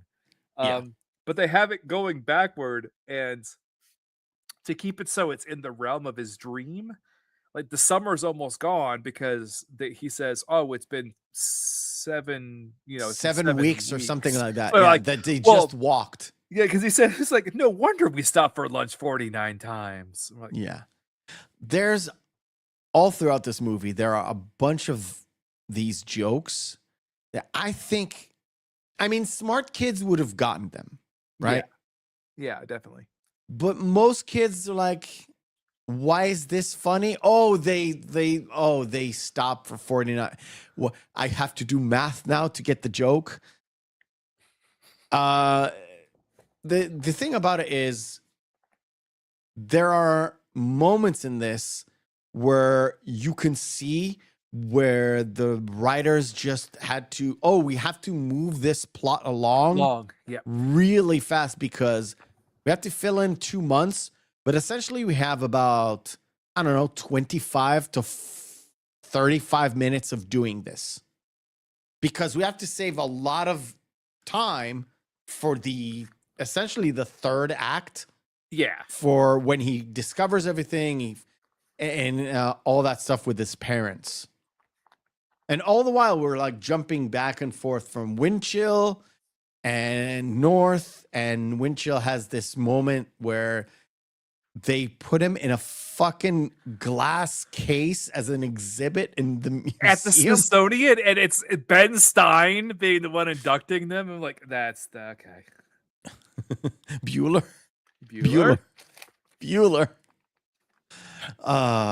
And then of course everything kind of starts to and also too be more. If you put that into consideration, he doesn't think that his parents care about him, but he's such a self-righteous and self-entitled asshole that he thinks that his parents would be comatose for 2+ months if he did this. Where I'm like, huh? This is what like real life and like real life stuff and movies have to be detached. Yeah. First of all, this is a fantasy. This is a dream. So of course they can be in status essentially forever until it comes a time where it's advantageous for them to be awake. They would be dead, essentially. But within this fantasy, within this dream, they can be in such a status. That's why when I saw this for the very first time, I thought this is just ridiculous. And then of course you realize this is all in his head. I was like, oh, okay, I get it. Yeah. I get it. It's just not as clear once you start to watch the movie. But again, hindsight is really 2020 on this. Yeah, if you encounter this, especially in 1994, if you encounter this movie, you don't actually question why his parents are in this state all the time until they wake up. Yeah. Right? It serves a story purpose. So you have to look at it at that that perspective. Yeah, so I mentioned this, the Amish homage thing to The Witness. It's so fucking out there. It's such a meta joke. I even didn't understand why it was there. I was in the also first place. thinking too, it's like, so all of the other parents had to like, who was actually putting all the money toward the, like the Texas people make sense. The Chinese people, when he goes to the family in China, which apparently like he still views that they're an imperialist China under a dynasty. So he would be basically be the next emperor. Or like turning that down for a haircut. No, son, I would be the emperor. It's literally the scene from The Last Emperor. Yeah, it's literally the same scene, the same getup, the same everything from The Last Emperor. That's why. I do love. Cost went in. The next two I do love. The one, the Africa bit where he's like, this is like he saw on National Geographic once and it stuck in his head. Yes. Yep. That's what that is. It's the National Geographic thing where that's where it's allowed. It's not sexual, so it's allowed to see the boobies. But the fact of the matter is like, I don't think I can be here. I don't think I can survive. It's just like, I don't think I can get my homework done here. It's like, I don't know if I can make it. Like, dude, they're on the ground. Holy shit. He goes to France, and the only connotation that he has with France is the fact that they love Jerry Lewis. So on every single channel, there's this Jerry Lewis movies, and they're smoking cigarettes constantly. Yeah, and the whole getup it's within the same realm. Yeah, because that's a stuff a kid would see, especially back in the 90s. Well, it's like, French, it's a beret and a fucking handkerchief. Yeah, that's the getup. In so many ways, they're stereotypes, but they're stereotypes for a reason, because a kid would only know stereotypes. They wouldn't know like cultural, like, it's a rich menagerie of different kind of people. And they're like, no, they go, ha ha, like baguettes. Yeah. Oh, I love this game so much. God, I love this game so much. I love that as much as we talked about this before. The Aerosmith game was, oh god, that game was so fun. It's the same thing, except for the bottom it had a little button that was your grenade launcher, and they were CDs. God, the game was cool. And you graduated. You had to go.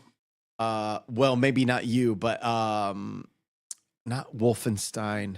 Operation Wolf was the original. Oh yeah, Uzi and that kind of a game. You graduated from Operation Wolf to Judgment Day to Aerosmith. Because they did it. Didn't they do an NES version Operation Wolf? I think they did. They did. Yeah. You can even get it on PC as an abandonware. Ah, it's that kind of a deal. It's so fucking terrible with a mouse. Of course it is. Holy shit, it's terrible. So we get to the Nelsons. Well, that also just as a side, we have that, but given that he's a kid, he's heard and he knows what Xerox is. So the Operation Xerox replacing his parents when they start waking up with copies. Yes. It's yeah. It's very on there. It's very on the nose, but again, you have to take this under the purview of a kid's mind. We're like, yeah, they make copies. There's something I wanted to discuss, but I'll wait until almost the end, which was very egregious, and you probably know what I'm talking about, but hush. Okay, so the Nelsons. So Jack Ripper got married with the lady from Murphy Brown and had 2 wonderful kids and had a great family. I'm just spitballing here. It's so stupid. Yes, I know. But yeah, essentially. And then later, little Miss Laura, who is Scarlett Johansson's character, she married Giovanni Ribisi's character, and then they spent some time in Tokyo, and she met Bill Murray. Yes.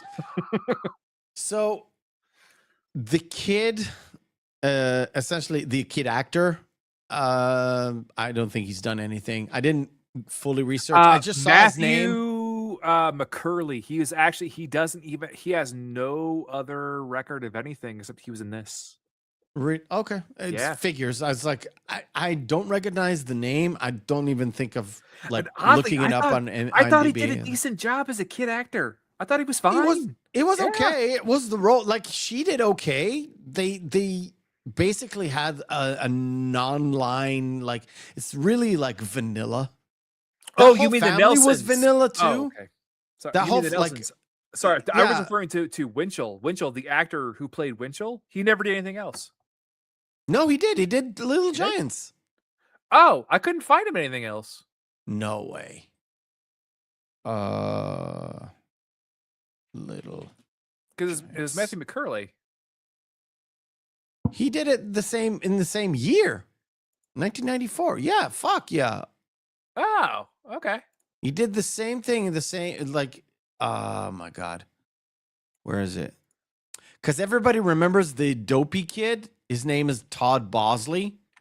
The guy with the huge fucking glasses. Where is it? No, I don't see it. He was there. I remember the movie. I don't need to see it, but. Well, I know he was in the Ice Cream Man. What was the name again? No, you're right. No, he wasn't Little Giants. He was Newbie. Yeah, you're right. Newbie. There it is. I found it. Yeah. I do find it funny that he was in Ice Cream Man. That's hilarious. That's a Clint Howard terrible horror film, which is a lot of fun. No, I was talking about like the Nelson's brother. Yeah, I don't think he's been in anything afterwards, or if he did, like it's bit parts and so on. So, but again, they didn't have a lot to work with.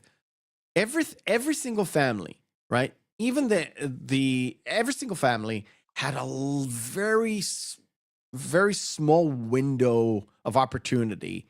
Not a lot of lines. The Nelsons were the most boring, because what they wanted to do is represent the fact that, you have this essentially a perfect family. Mom, 2 kids, a house in the suburbs, a dog, picket fence, Americana, everything. Them having popcorn, playing Clue together, and then tomorrow they're going to go to the fair, and So very much middle America or suburbia. I would Leave say It to more Beaver, like, yes. Yeah. But I love the fact that his kind. brain put them so they were in northern New York. So the dream would actually play it off. So he actually had to go back to New York City. I was like, that's okay. It's very opportunistic, but yes. But essentially, he kind of is replacing the same type of parents. I mean, the dad is a doctor or a pediatrician. So he's not going to be as at home as his guy who works at the pants factory. Essentially, right? Yeah. The mom is like, you don't even know what the mom does. You don't even know nothing about this family at all, except for the dad being a doctor. But essentially, he's replacing this one family with the other family, and it seems like he's missing something. And that's something that he knows is missing. We as parents know from the very get-go, before everything. It's like, yeah, most kids have a connection to their parents, good or bad. It's sort of there if you know it or don't know it, but you don't know it as a kid. Well, that especially if you've had it pretty damn easy your entire life, and also you're 12 years old. Yeah. And the precursor to starting off the third act is literally sort of like the interview that Winchell does, where they actually say, "We miss you." Then in the off-air interview. No, it's the same thing, but he kept it rolling. So like, well, you can adopt. What about this kid? You're like, we don't want Hugh. We don't want Hugh. Yeah, making it sound like we don't want you. And the same thing, like the Abbott and Costello kind of bit with the jokes there. Like, okay. And he uses that to convince North that he's not. So he gets it to him at the Nelsons. He sees the tape. Right? He sees the tape at the Nelsons. Yes. Yet he still doesn't want to stay there. Right? No, he thinks like, well, I could stay, but he feels like something's still wrong. So then he decides to move on, where he just decides to go to New York by himself. Yeah, very much like I thought immediately about Big with Tom Hanks. Oh, he's not actually big, but it's sort of a dingy, grimy kind of New York.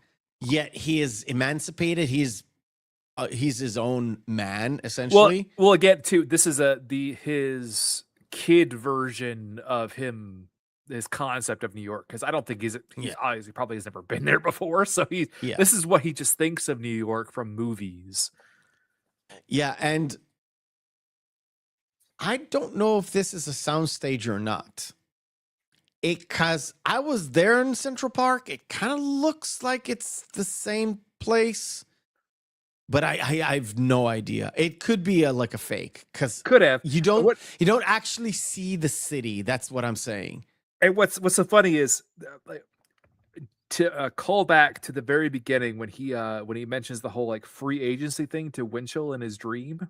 Like, this will be my Watergate, and then he literally has a Watergate moment. I was thinking the same thing. Like the same thing. Everything. Look, the people who wrote this, Weeble, Andrew Sheinin, and Rob Reiner, a lot of these connections were done on paper for sure. They thought this thing out for sure. Yes. That's where the fallacy comes from. Everything on paper looks correct. There are connections made within the movie. Even we mentioned it at the very start, the room is sort of a connective tissue for his entire journey. Meaning what you said, the fact that he sees these things, which are types of stereotypes, and then when he imagines him being there, it looks like the stuff that he had in his room. but there's no connective tissue for us, the audience, as if they told us, but they expected us to remember every single tiny bit and connected it with this particular moment or that particular moment. And that's where everything kind of falls flat. Now, Roger Ebert hated it for a whole different reason. He hated it for the stereotype. The fact that there are stereotypes, that's what he hated in the movie. It's that little tiny bit that I read was one part of it. That's sort of a reason why I don't think it deserved that much, because if you take it under context, it makes sense. Is it good? No. No, it's not. It's not. But it makes sense. It's a cohesive narrative. You really didn't get borscht from the Borscht Brothers? I'm just joking. You can miss it if I was looking away. I didn't even see it happen, and it just kept going, and I was like, oh, I thought that was a fake shoot thing. Whatever, it didn't matter. So Joey Fingers is in a and this, NASA... I love the fact that he did not know what NASA meant, so he just made something up in his head. That's why I'm like, okay, that's great. This is so hilarious. Again, it's the National Association of Smoke Alarm People. Which nothing actually to do with actual NASA. NASAP. Yeah. And the jokes were like, I don't want to say Don Rickles jokes because Don Rickles is actually funny.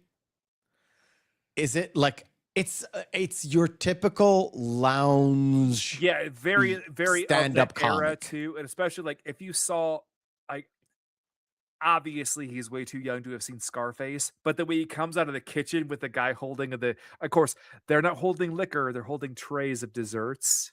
Yeah. So it's like, that too. He mentions multiple times. You notice how, like, whenever someone's trying to comfort him, they're giving him a dessert. Like when he's in Alaska, like, yeah, our national dish, an Eskimo pie, where it's like, because that's all he really knows about the Inuit people is the confectionery, which is not them at all. And then they're like, Malamar. Well, you don't want a Malamar? Well, something must be very serious if a kid doesn't want a Malamar. Exactly. And so he has this sort of epiphany with Joey Fingers, right? So it's like, yeah, I really need to go back to my parents and give them another shot, even though they don't want Hugh. Yeah, after he has the mix up of adages that goes on for a little bit too long. Yeah, a little bit too long. Yeah. But what I wanted to get to is he drives them to the airport. He goes to the airport. And then, of course, the chick at the counter says, you can't go on this plane because you're dead. You're dead. Like, you're dead. And, of course, all the kids are like, oh, my God. North is going to try to get to his parents. And ruin this for all. And ruin this for us. Yeah. This is very much the kid way of thinking. It goes over the subplot, too, where he always thinks the kids will have all the power eventually. So it's always like, well, that's what they like, with the whole bit of, well, the kids will get Arthur to be elected as president, and then he'll pass things. And that, and it's going worldwide. And yeah. Okay. We'll do a quick stop, and then we'll discuss the final thing about this movie, also the ending. Okay, we can play a longer version of this one too. No, so we'll play short version because.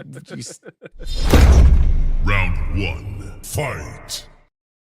Because Cinema Deathmatch is where we take two movies, pit them together, and see which one is the best one. If there's no discernible difference between the two, both of them are good or both of them are bad, we fall into our criteria, which is Saturday evening, Friday evening, out with the boys, out with the girls, out with your significant other. Two movies in a vacuum. Which one will be poppin'?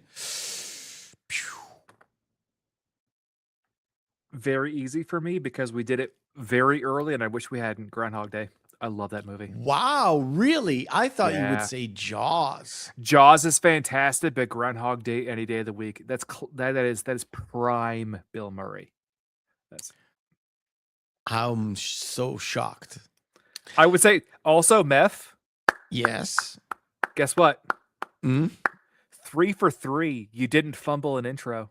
Oh, thank you. Thank you. Thank you very much. Thank you. Oh, thank you. Thank you very much. For me, it's Groundhog's Day. Yeah. I appreciate that Jaws is the better, more constructed, better movie. Mm-hmm. I will give it that. I would watch Groundhog's Day Any day of the week. every day at 6 a.m. Novocaine or Sense and Sensibility.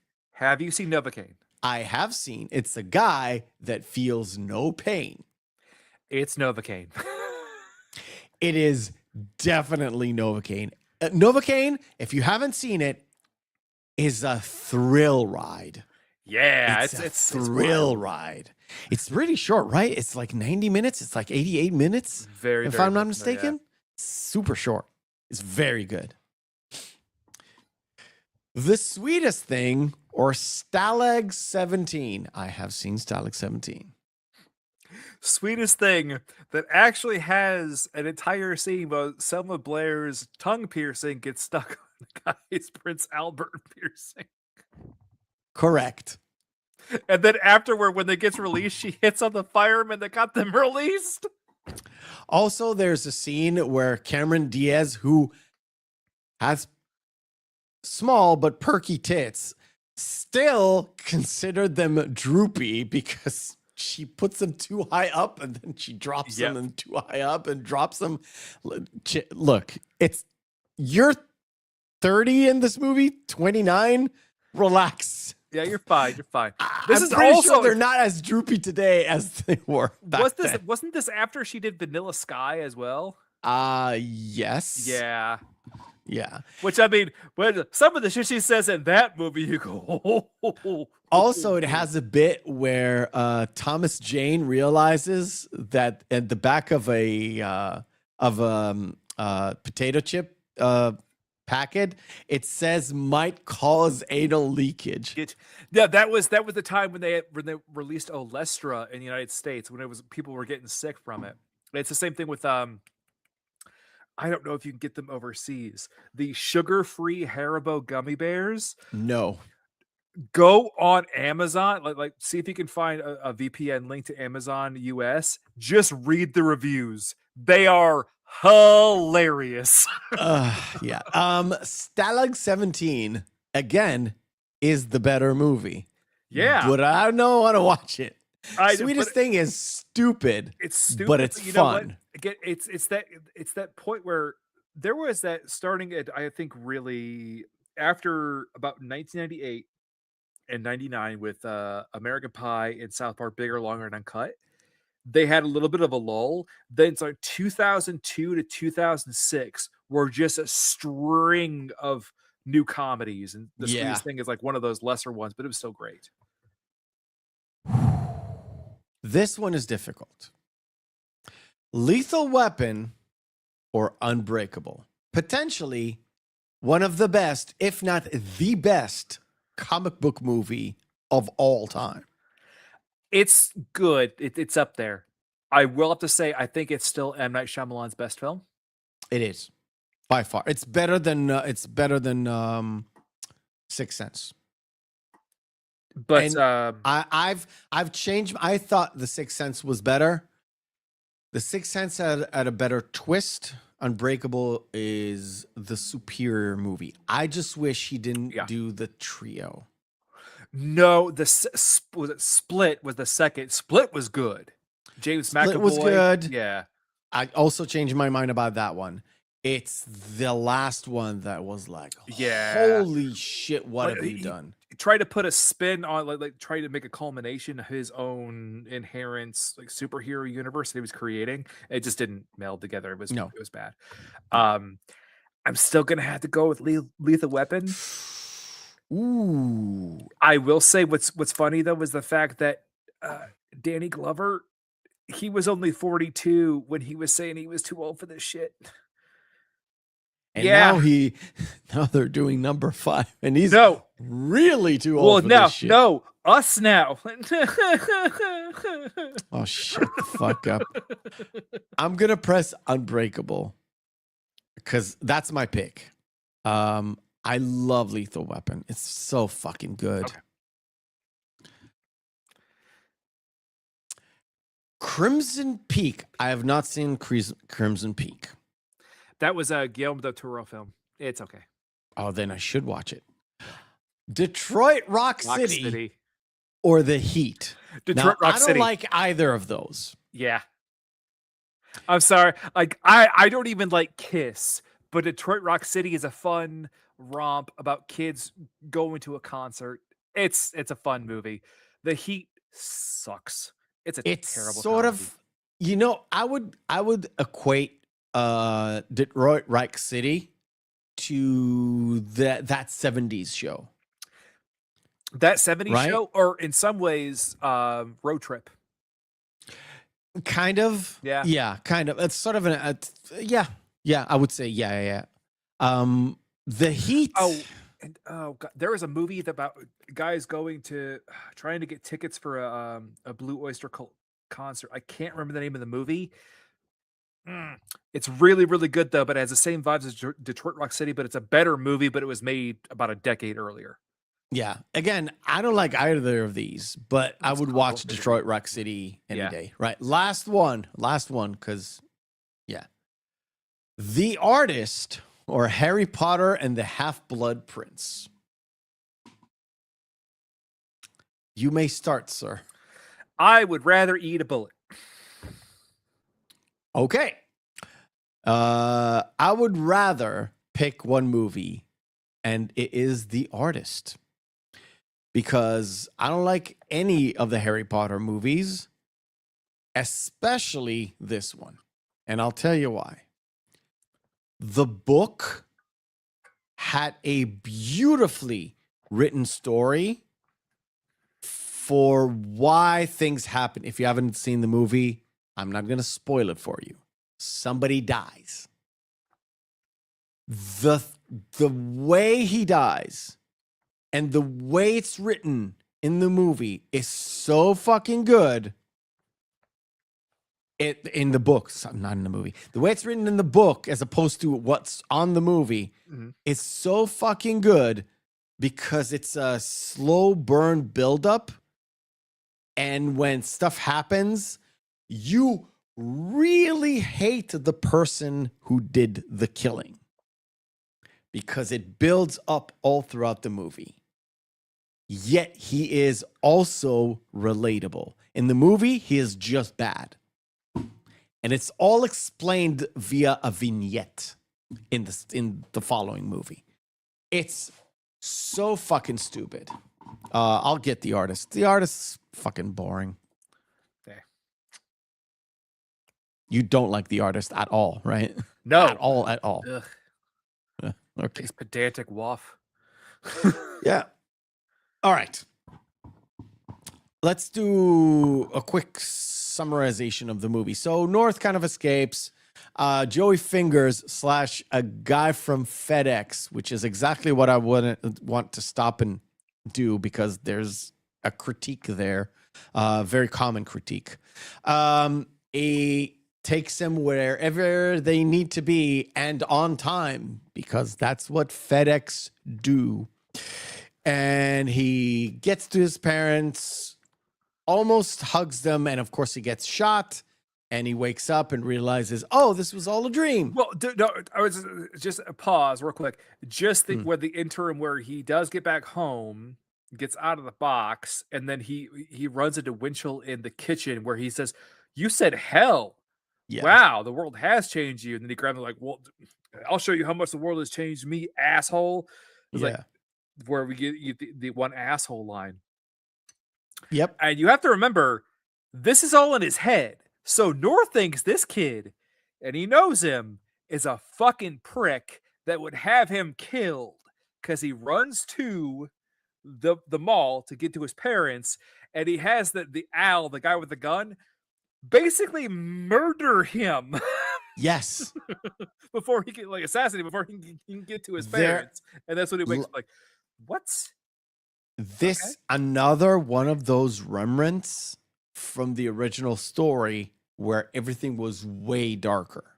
That's fair. You can't have a kid die on screen. Yeah. In a PG-13 movie. Yeah. You can't. Well, doesn't happen. But essentially, you almost see it happen.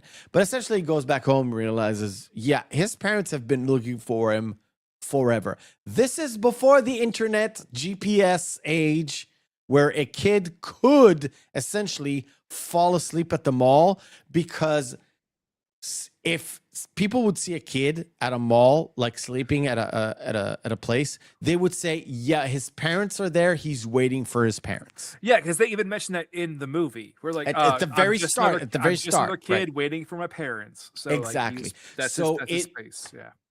For the times, it would be semi-logical that would happen, and he would get essentially locked in the mall, but he gets out. But it doesn't matter. He would have been, especially because the guy wearing again, Bruce Willis. He would have been stuck there, but there's a night watchman that would let him out, like a Paul Blart kind of a thing. Yeah. I'm just joking. So he got to his parents, and they were looking for him essentially the whole time, and they were really worried, and because they're real parents. The whole not like paying attention to me is greatly exaggerated. It's all in his head. Yeah. So I'm jumping two somersaults backwards to the FedEx thing. Now, it wasn't just the FedEx thing. It was the Eskimo pie, which was a brand. The Malamoirs. The American Airlines. Yeah. The Alaskan Airlines. Every single bit of this movie was funded by commercials. Yeah, that's fair. Yeah. Not everything, all of it was funded essentially by product placements, which were really overt. Like, it was so overt, the film critics say it was too much. Too much? Too much. They had Roger Ebert's one of Roger Ebert's full criticism is like, I don't want these companies shoving down my throat, kind of a thing, right?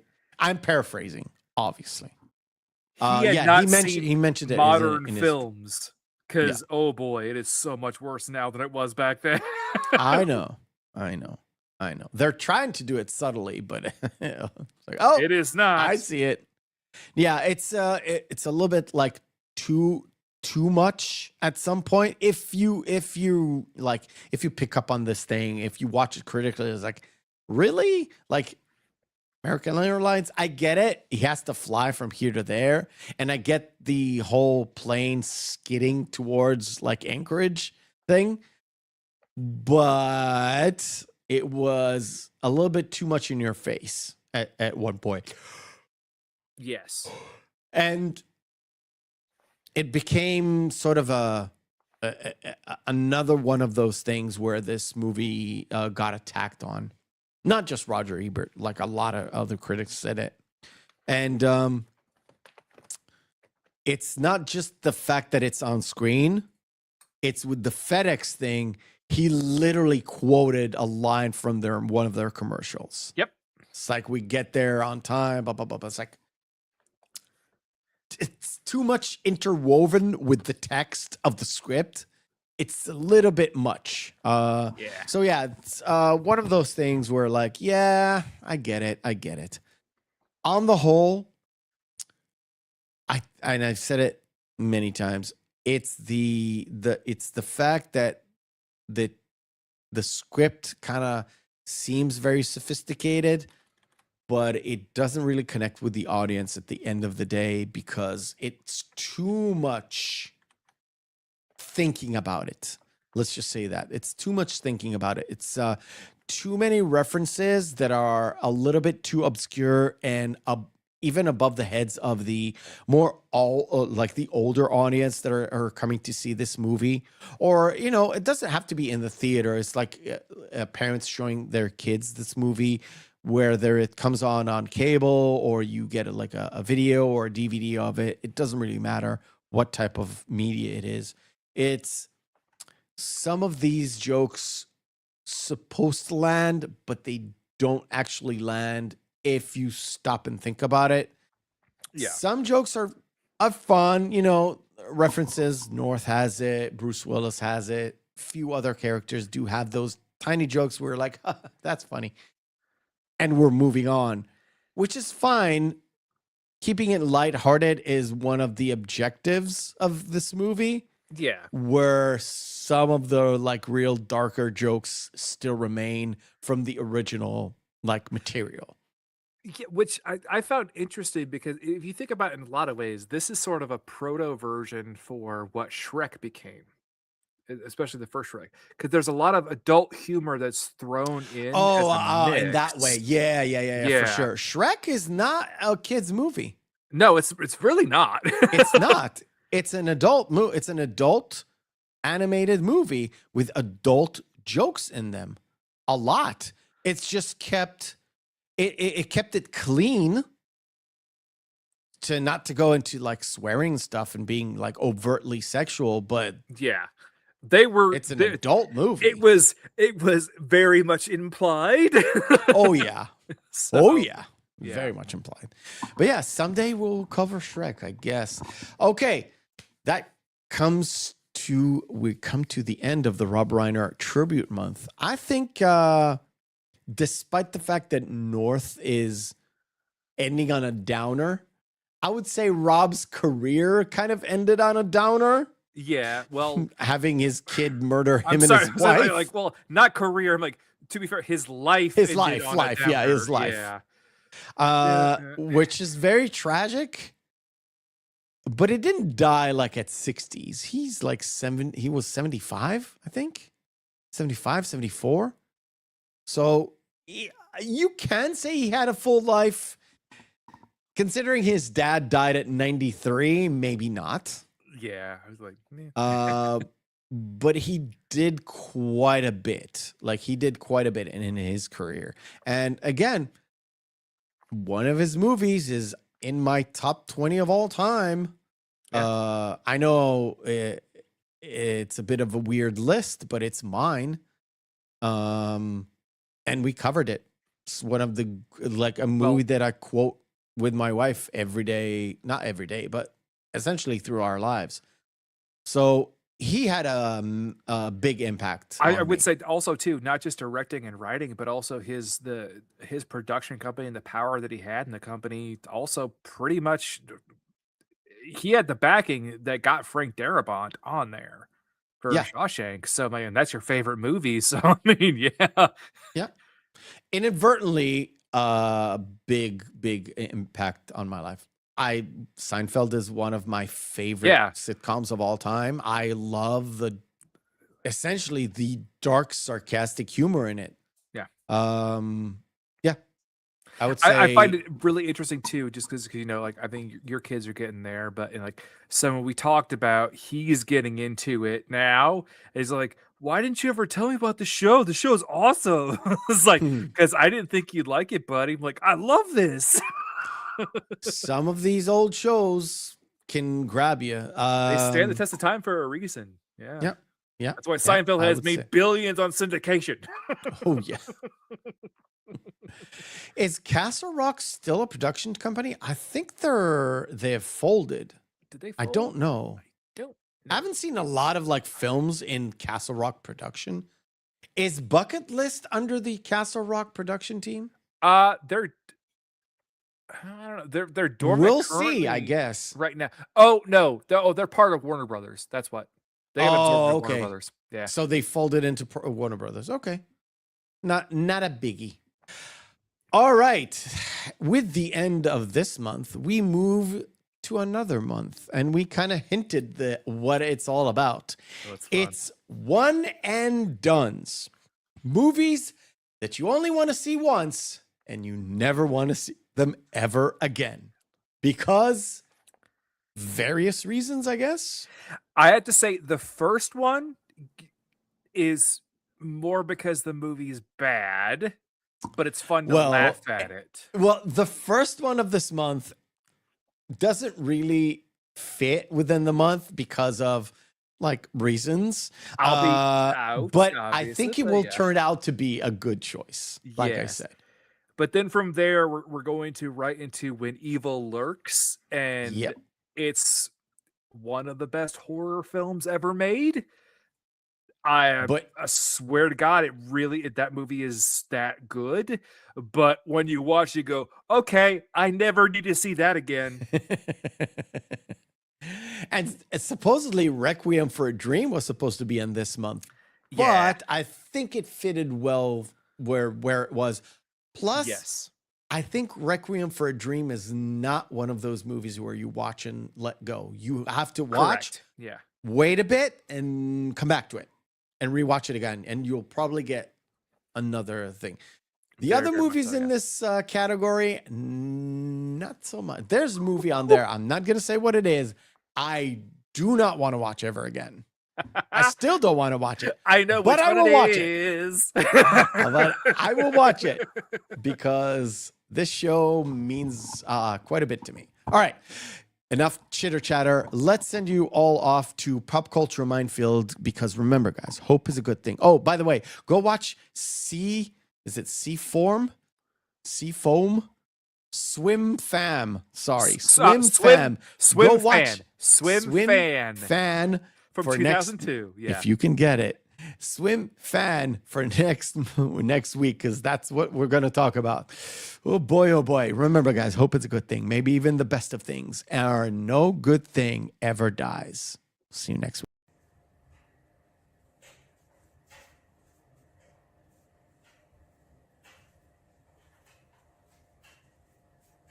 You're still here?